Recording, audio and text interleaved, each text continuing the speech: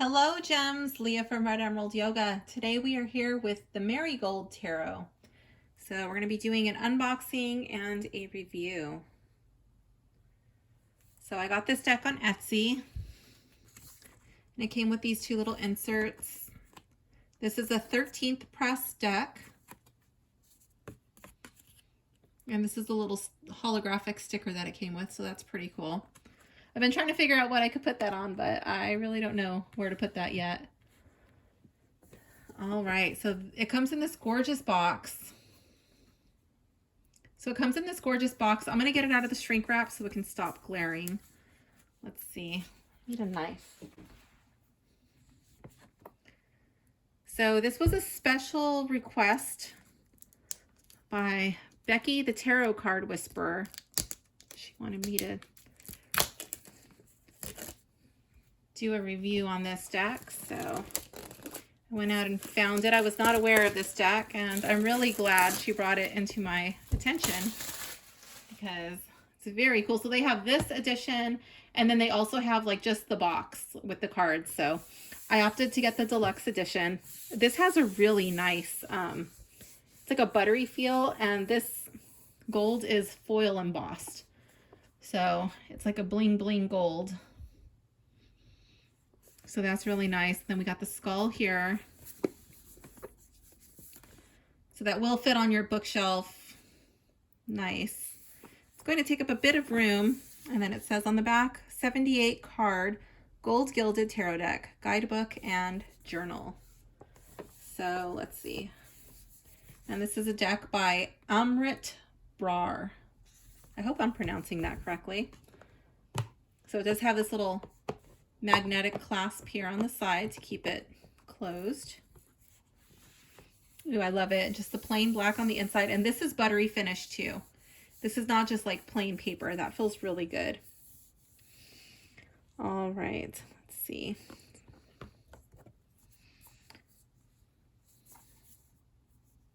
"78 cards rooted in life, death, and gold." So I think, yeah, there's even gilding on the sides here. It's like a black, it's shiny, it's reflective. So there's a black bling bling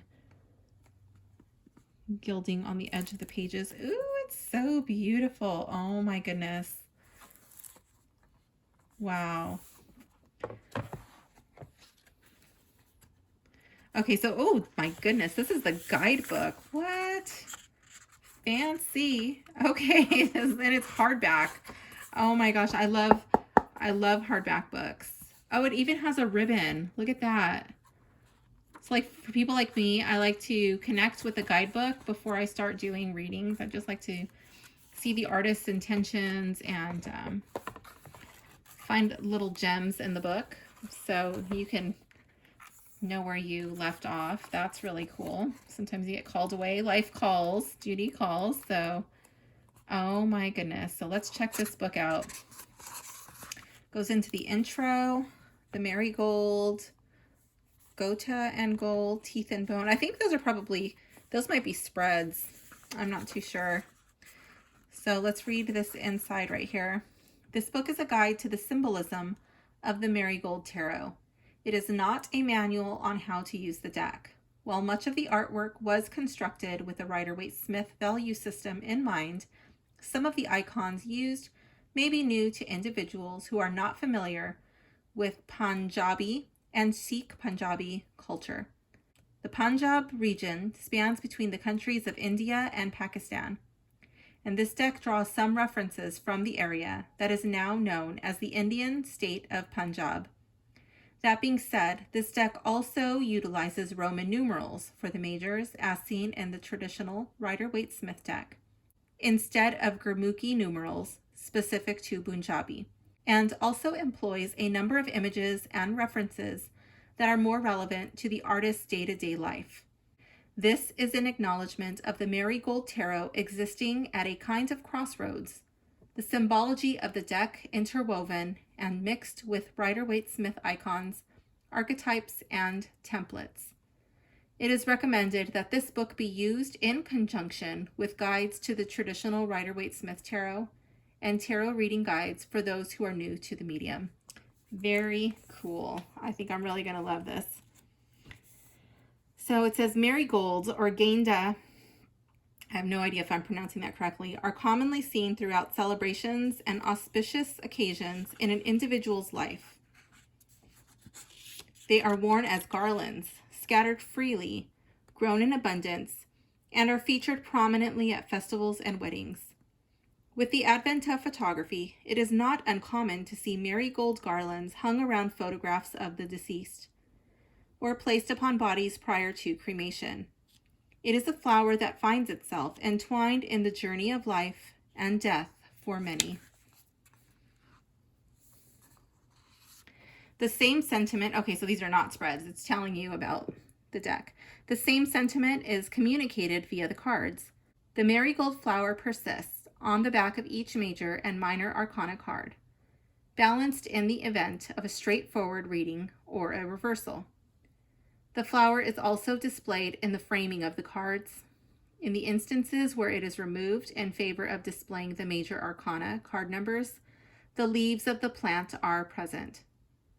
Though there are a number of recurring symbols throughout the deck and its artwork, the marigold is the only icon that is never absent.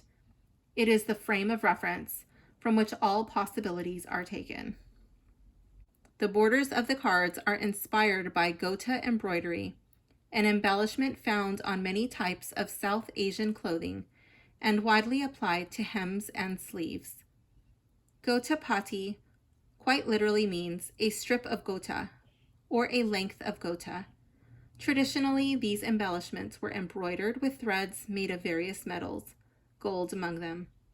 Gold is the only color used in the deck, alongside the black and white artwork.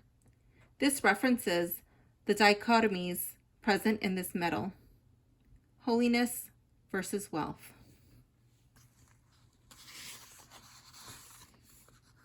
Teeth and bone. Much of the clothing, cultural, and religious references in this deck are particular to the cultures of the Sikhs of Punjab. As per Sikh scripture, there is no promise of an afterlife in a heaven or hell. Sikhs traditionally cremate their dead, perceiving the body as empty upon expiry. The union between the body and soul has broken, and the physical form is now merely a shell in which a person once resided. The many skeletal figures throughout this deck do not directly imply darkness or an afterlife. They are, after all, the very same bones that reside alongside flesh, sinew, and viscera. It is an acknowledgement of the fact that enlightenment is within the reach of living flesh. Divinity exists inside of us and others in perpetuity, should we acknowledge it. There is no need to fear teeth and bone when it is stripped of the pulp that makes up a human body. It has only ever been human, and nothing more. Those same skeletons wander and wonder and love and grieve. While the deck does draw influence from particular cultural practices surrounding the Sikh faith, Sikhi as a religion does not hold with premonitions or fortune-telling. The use of poetry, allegory, and storytelling may be widespread, but it is a faith that demands a presence of conscience that focuses on the now. This deck is a tool that can be used both in the fashion of traditional tarot and as a means of meditating on questions concerning the present. All right, so it goes into the major arcana and then straight into the meanings. We have the minors.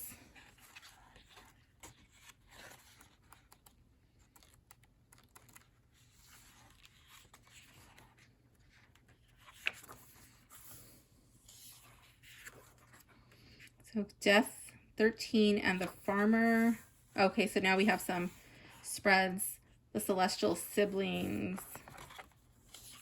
Talks about the cage. Oh, so I think this is talking about like some of the symbols in the deck. It looks like we have quite a bit, and then some references. Oh, that's really cool that they put the references in there. All right. Wow.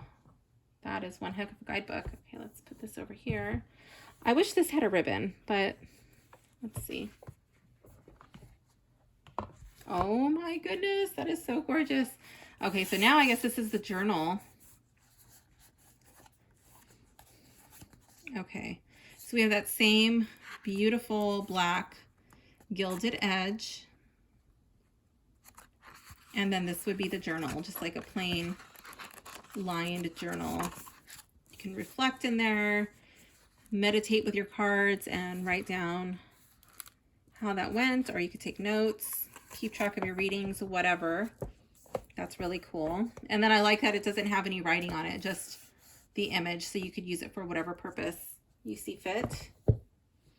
Oh my goodness, this is amazing. Ooh, okay, so there is no ribbon. I might add a ribbon, honestly, to make this a little bit easier to open up. But this is velvet inside. It feels really good to the hands. And then this is sturdy foam on the sides to protect the box. Wow. Okay. So let's put this over here. Okay. So let's check out this deck. Okay, I just had to make sure. I'm getting notifications on my phone and I'm trying to make sure that it's actually filming. Okay, so this is the box.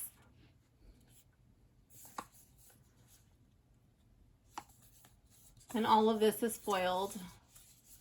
It's pretty sturdy and I like it that it has the thumb holes and it opens. This whole box is buttery feel. There's a lot of attention to detail, like in the way that it feels. Let's see. Okay.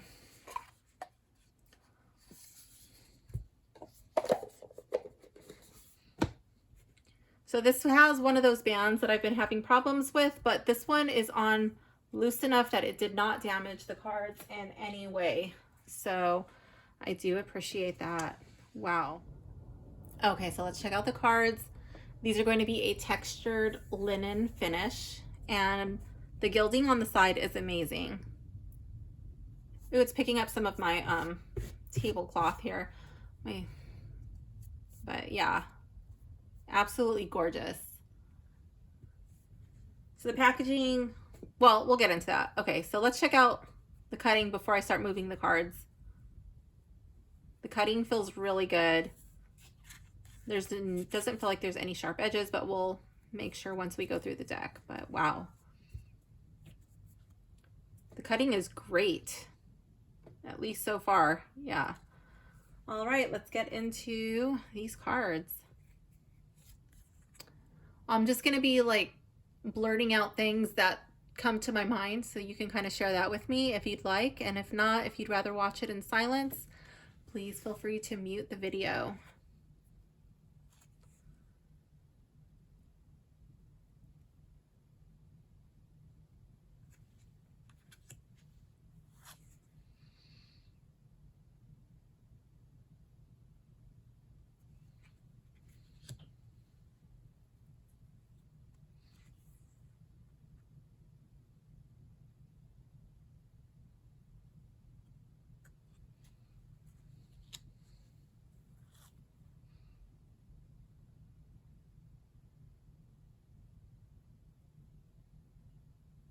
So I've been putting off actually ordering this deck. I was like, I'm gonna buy it in September. And then I started getting really panicked. I just like woke up one day and I was like, oh my gosh, this deck is gonna sell out. Don't go rush out and buy it just because I said that. That was just my own like freaking out. So I went ahead and I purchased it. I think I don't really remember when I bought it. I think I bought it in July. So it's been sitting here. It did take a little while to ship. I think it came from Canada. So I'm in the USA, so it took a little while to get here. But once it shipped, I was so happy. I just took like this sigh of like, oh, like, okay, it's coming. So I'm really excited that it's here. I've had it on my table for a while, and I just haven't been able to sit uninterrupted long enough for me to do this review. And so it's just been sitting here looking at me.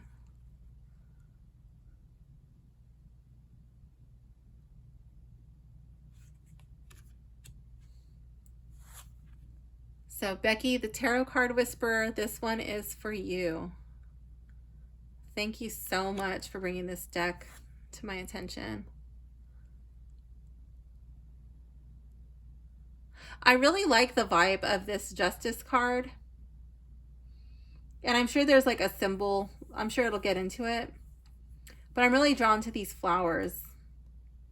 Like, it really softens up the mood of the Justice card for me. I like that.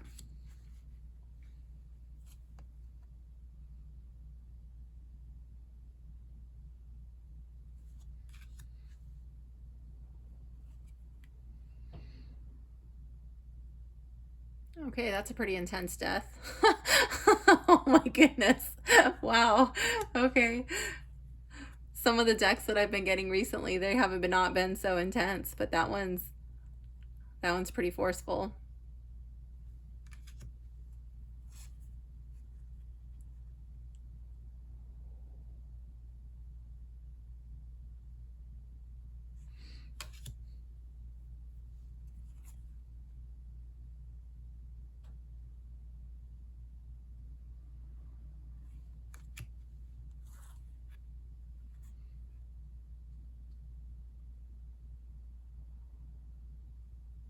I like the way these cards feel in the hands.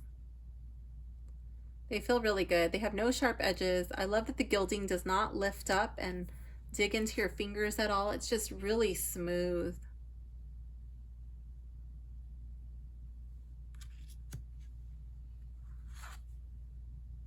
I like that the sun, it kind of looks like a lion's mane. I think that's a lion.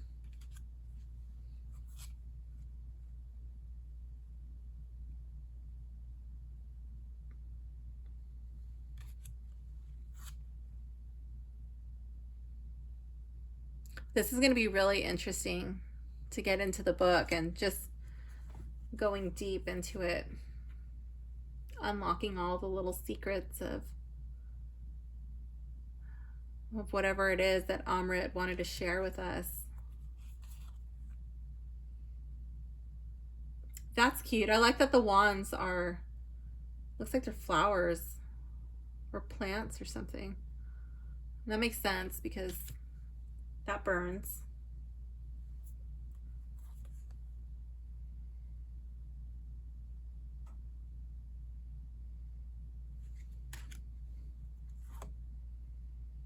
I know some of you don't really care for pip decks. I would say that these would be pretty pippish, but it's not all the same. Like, it's not cookie cutter, you know, image or symbols on each of the suits, each card in that suit. So I don't know, maybe some of you might be able to look past that. I personally like my pip decks.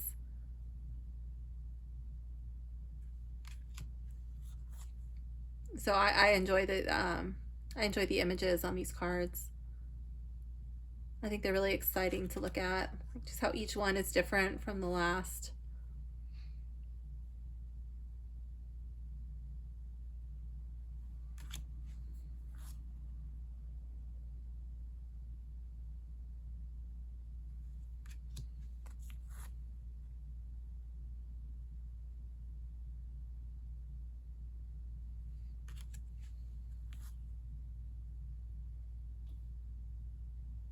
So I was actually thinking like, oh yeah, this deck, I'll be able to read it right out of the box. Easy peasy. But I actually think I'm going to go through with the guidebook first because it is different from the Rider-Waite. And then how she was talking about, I'm pretty sure it's a she, but how Amrit was talking about how there's like the symbolisms from her culture, from where she lives. I just really want to connect with that before I start reading it.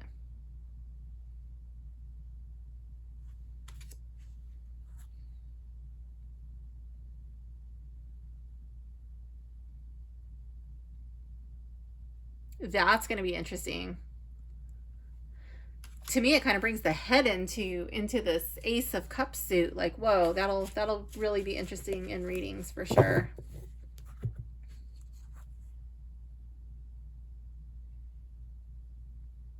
That's cute. I like that.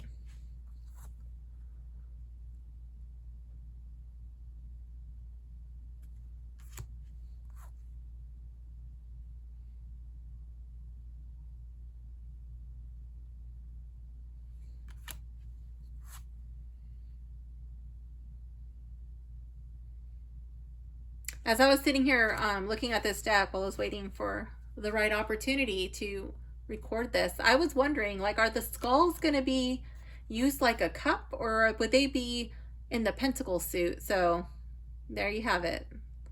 The skulls are in the cups.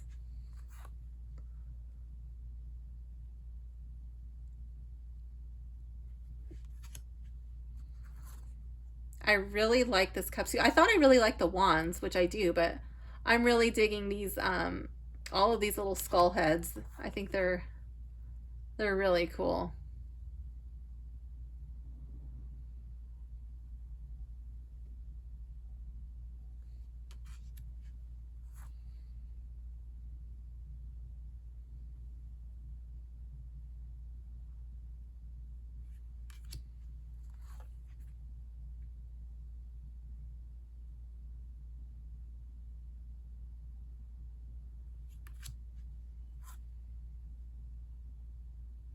I love the lotus flower. And the Queen of Cups. I don't really get that too much. I can't think of a deck off the top of my head that brings the lotus into the Queen of Cups. Maybe I have one, maybe I don't, but nothing really jumps out at me like, yep, it's this deck. I really like that being there. The Ace of Swords. Kind of looks like a scorpion or something on the handle. I don't know if that's what that is. It doesn't really look like it on this one. So I might just be imagining that, but...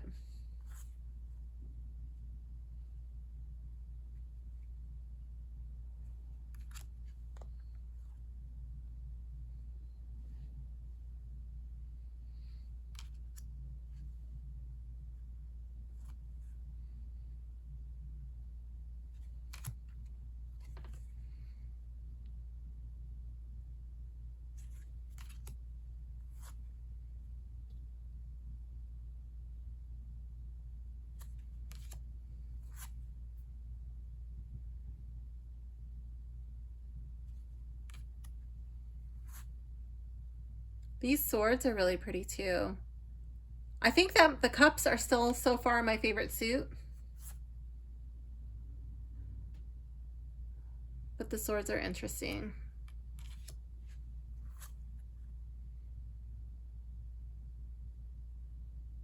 I also like the use of white in this deck. I think the white really makes it pop.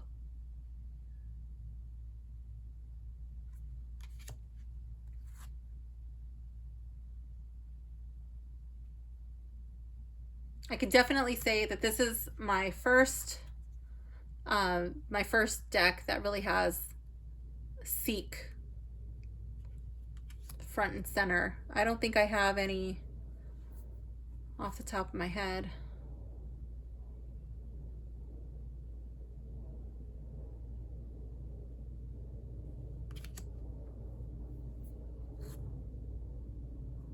Oh, okay, so instead of pentacles, we got rings.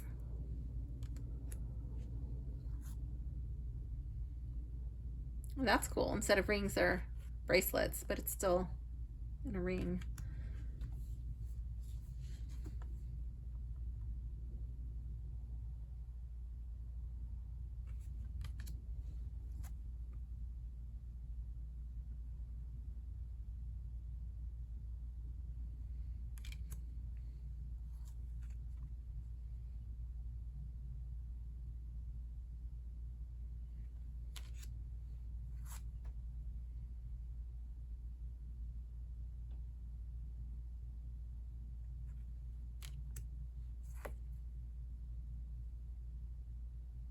So I think it would be the cups being my favorite suit, the wands being my second favorite, and then the swords, and then the rings.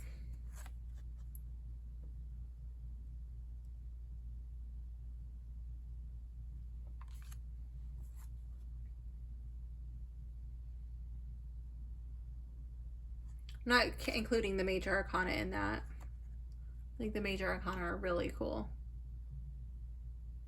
So those obviously would be at the front. But as far as like the other suits, the minor arcana Cups, wands, swords, and then rings. I like these better with the little skeleton people in there versus just the hands, but I guess they reserve that for the court cards. Pretty sure that's where they pop in. Let me see. Yeah. Okay. Is that how the other ones are too? Let me see.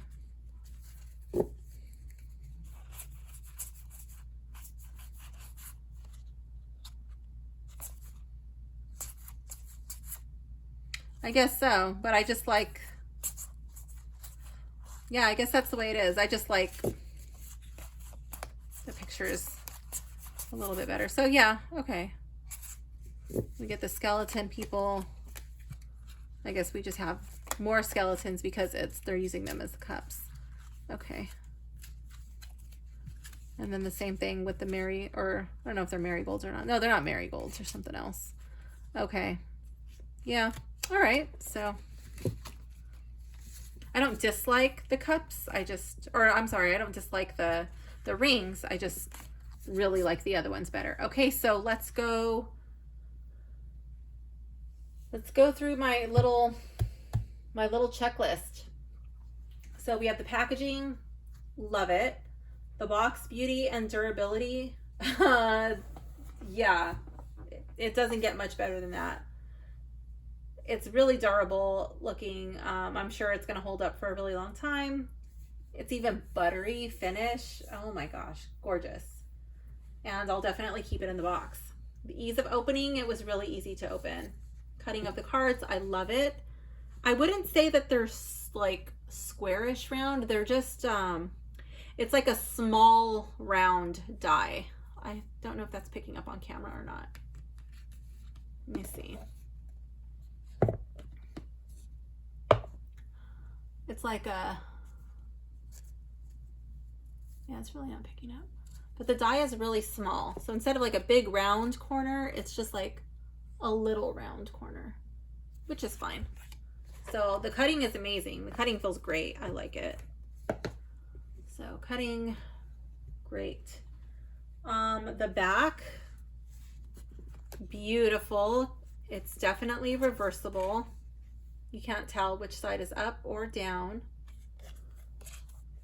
So those of you who are sticklers for that, that'll be a big check on your list.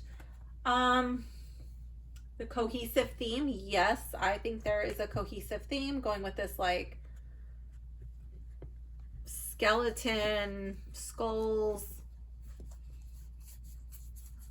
Rider-Waite-ish meets Sikh. Yeah, I like it. I think it fits. I don't know too much about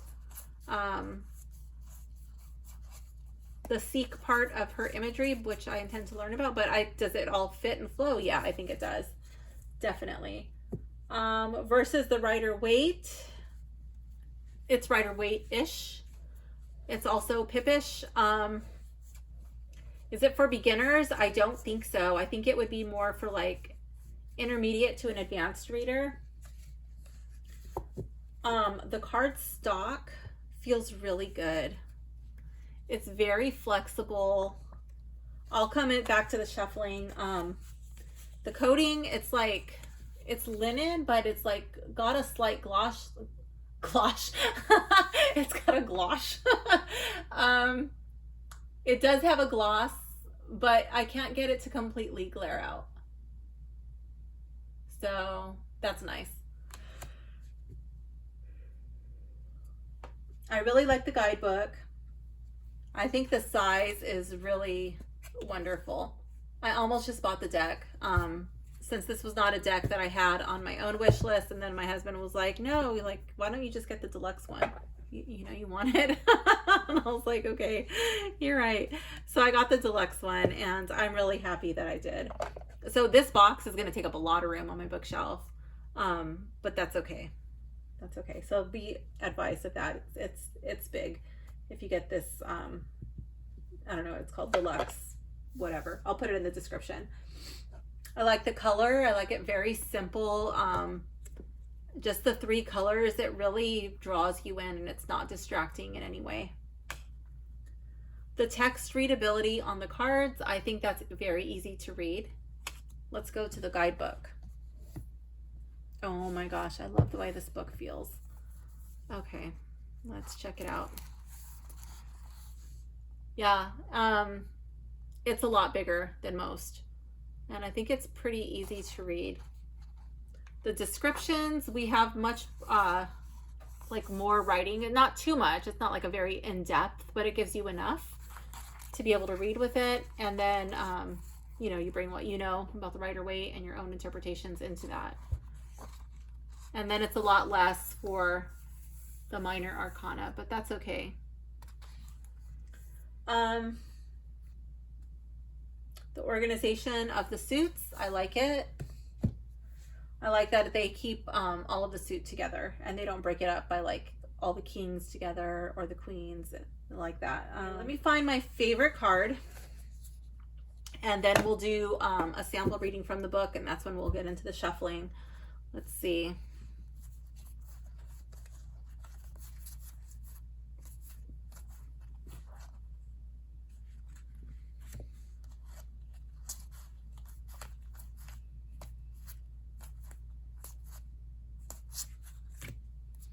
Okay, so we're looking for my favorite card.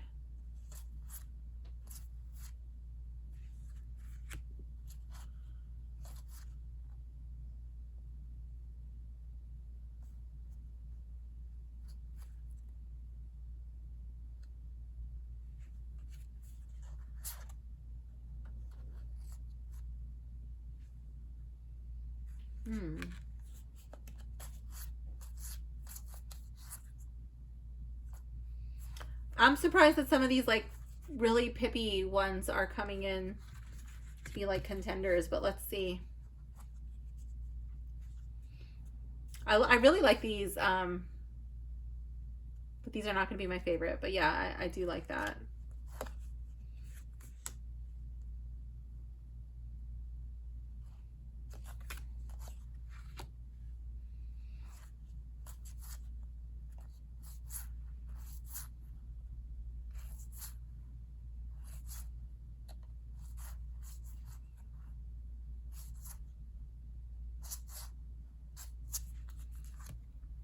Ooh, look at that one. That is so cool. Like, what is your cup being filled with? And it's being filled by the people that you hang out with. Oh my goodness, that's cool. Oh, wow. King of Wands, Queen of Wands, the Knight.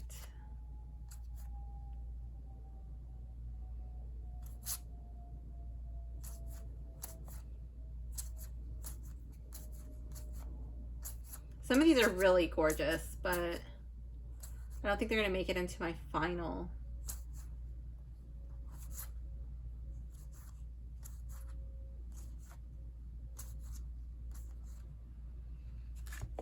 Geez, that one, I really want to know what that means.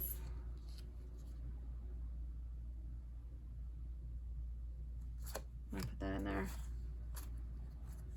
I like this Justice.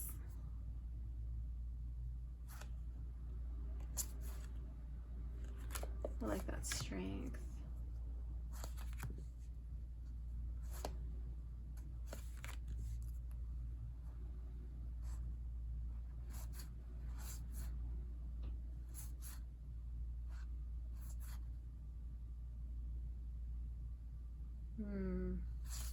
Okay. Let's narrow it down.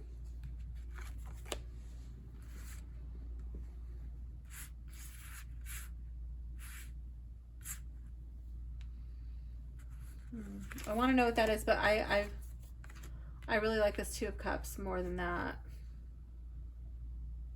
I like it more than the Ace of Cups. I like the Two of Cups more than Justice. I really like these Cups cards.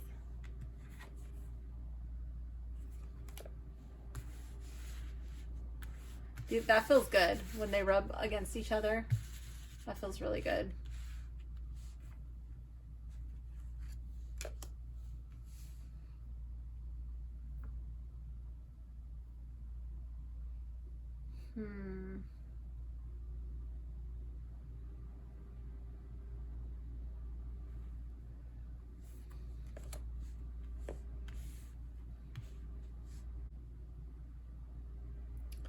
Wow, this is tougher than I thought it was going to be.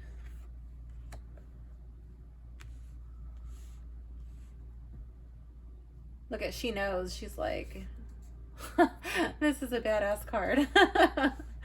Let's see.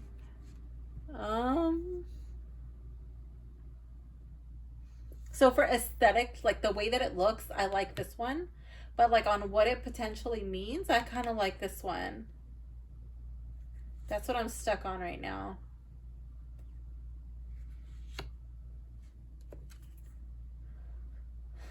And I do really like strength.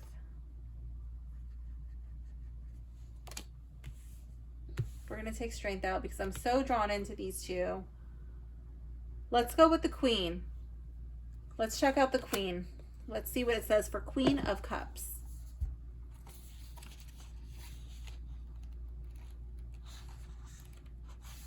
Oh, let's see what it says for the suit.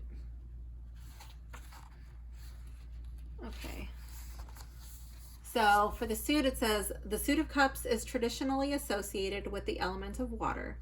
It navigates our emotions, love lives, and relationships. In the Marygold Tarot, cups is represented by skulls, behaving as a vessel, as the skull is the home of an individual's emotional experiences and mental well-being. This suit asks us to confront how we navigate our feelings in regard to ourselves and those around us. Okay.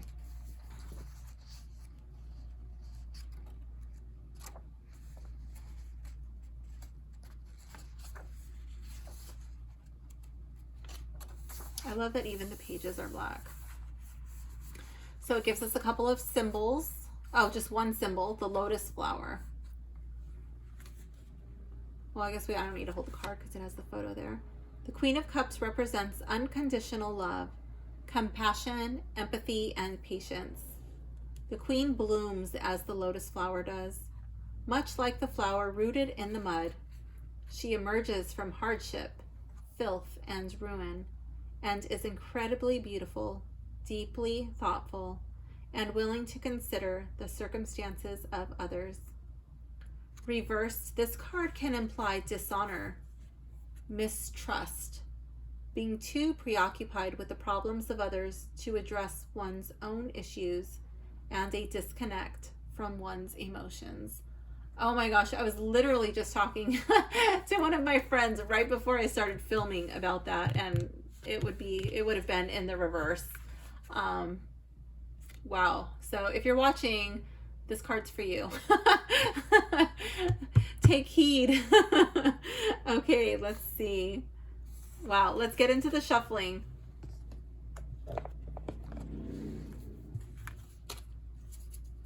Let's see. I like the sound.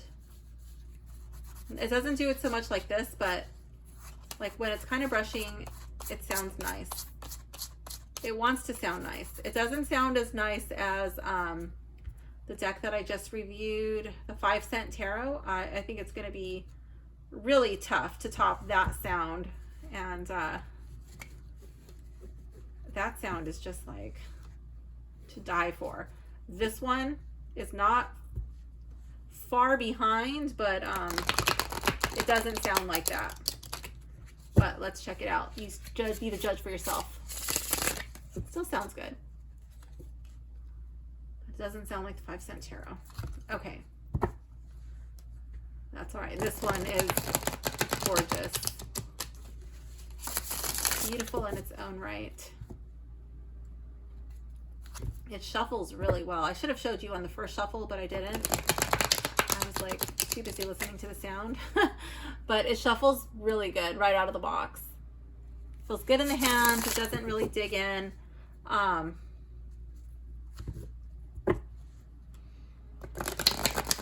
Now, for some of you, this might be like making you cringe because it's a really nice deck. So some of you are like, oh my God, overhand. Let's see the overhand. This is nice because it's not so slippery where they go flying all over the place. So it's got just enough grip to stay where you want it to be, and enough slide to move. This is not my preferred method of shuffling. I just want to point that out. So on this deck, I don't really know what method I would stick to. Probably a combination of rifle shuffling and overhand.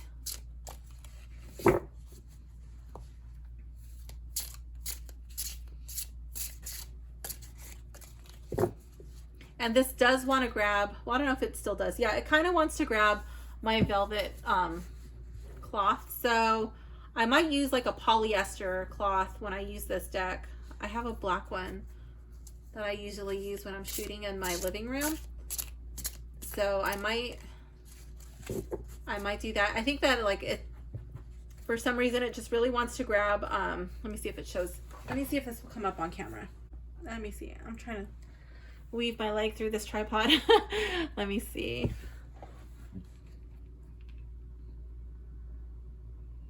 I don't think it's gonna show, but I've got like a bunch of little red lint hairs in here. It's not really showing.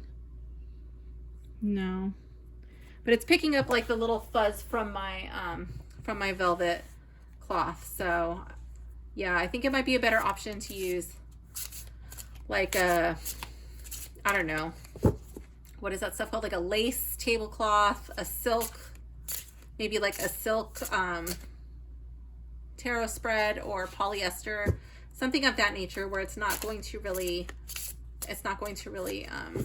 have fuzz. Satin would be fine.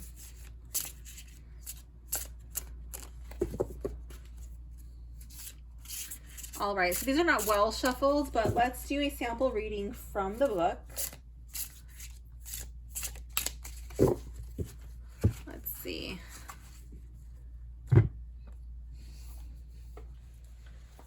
Let's see what spreads we have.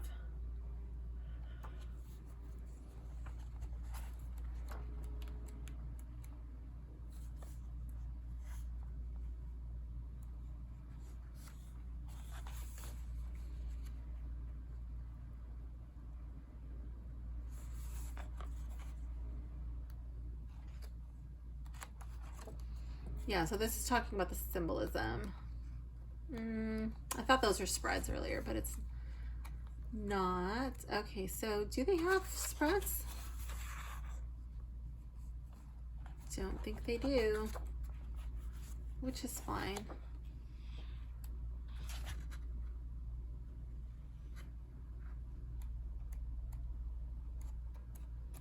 No.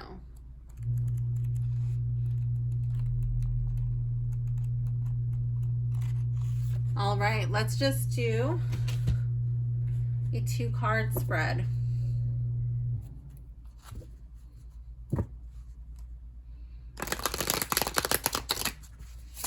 Shuffle this a little bit more.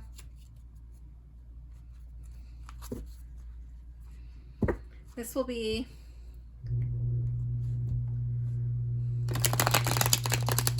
let's see. Just a general reading for the collective on how we can shield our energy from those who wish to drain it. An energy vampire type of deal. Let's see. How can we as a collective shield our energy from those who wish to drain it?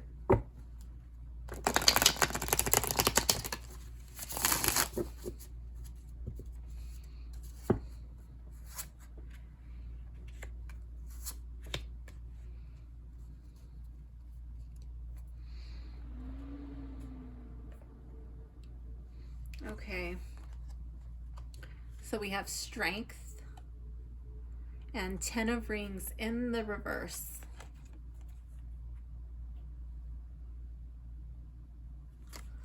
All right, so let's go to the book and see how the book reads.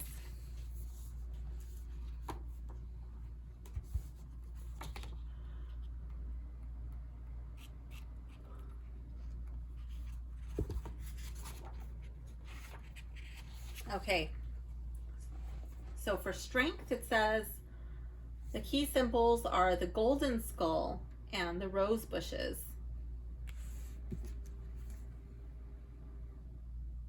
So the artist wants to really draw your attention in to the gold skull and the roses.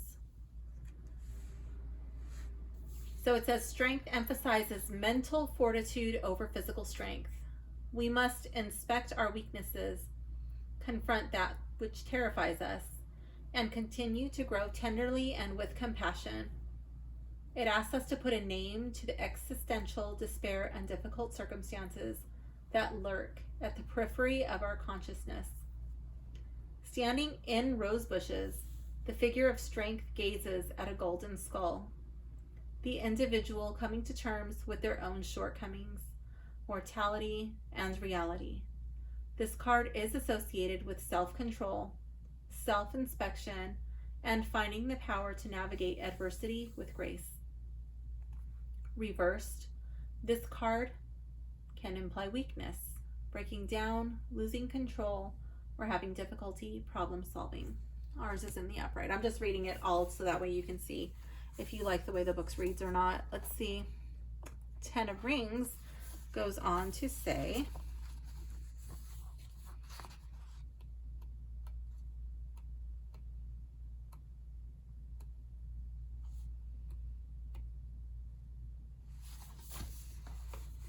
the key symbols in this card are the rings in rotation.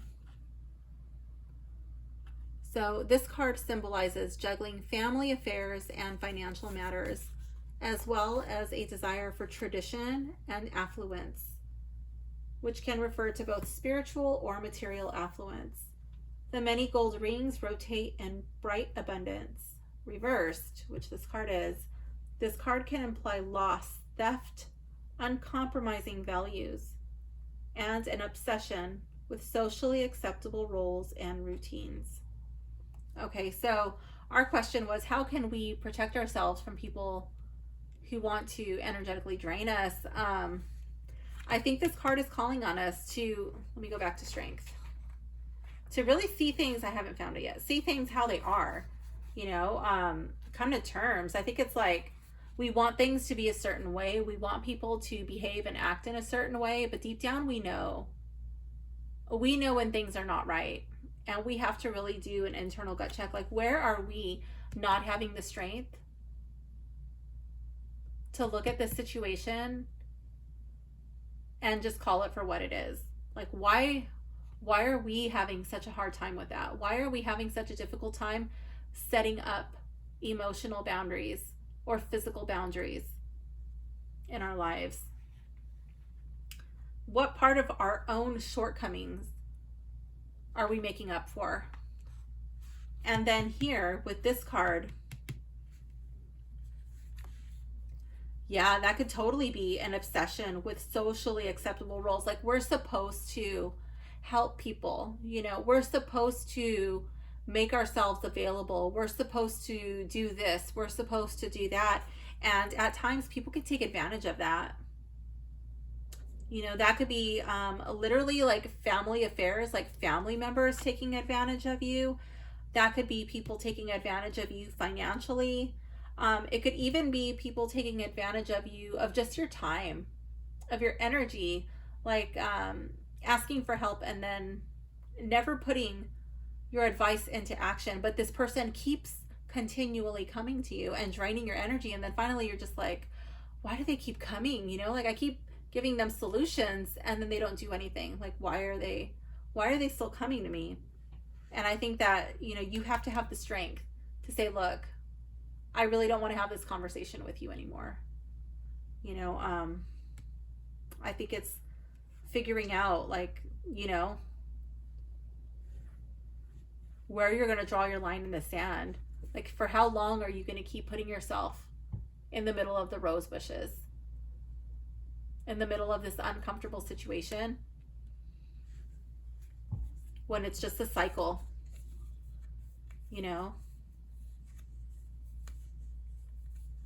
These rings are in rotation and it's just like, it just keeps happening. over and over and over again.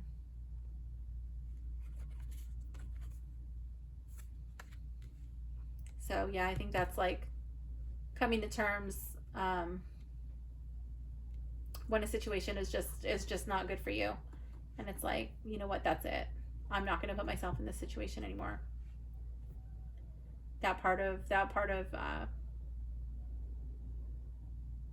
our relationship is over. It doesn't mean you need to cut the person off entirely, but being in the relationship in that capacity is not doing you any good. So that is how you can protect yourself when someone is trying to drain your energy. I think that that's a reading that will come in handy at any time of the year for anybody. So I hope you enjoyed this video of the Marygold Tarot. If you did, please like and subscribe and leave a comment below letting me know what you thought about this deck. Thank you so much for watching. Bye.